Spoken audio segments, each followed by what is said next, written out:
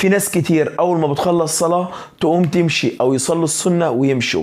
هقول لك على حاجات بسيطة كده وناخد شوية حسنات، ولما تعملوا الحاجات دي فانت كده بتتبع سنة النبي صلى الله عليه وسلم، فالنبي هيشفع لك يوم القيامة ان شاء الله علشان بتتبع سنته.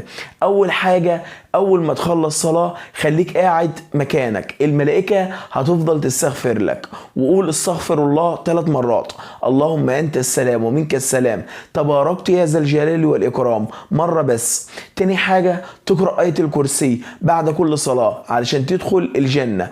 قال رسول الله صلى الله عليه وسلم من قرأ آية الكرسي دبر كل صلاة مكتوبة لم يمنعه من دخول الجنة إلا أن يموت. تالت حاجة تقول سبحان الله 33 مرة، الحمد لله 33 مرة، الله أكبر 33 مرة، يبقى كده المجموع 99 ذكر. تقول الذكر ده مرة واحدة علشان يبقى كده العدد 100 ذكر. تقول لا إله إلا الله وحده لا شريك له، له الملك وله الحمد وهو على كل شيء قدير.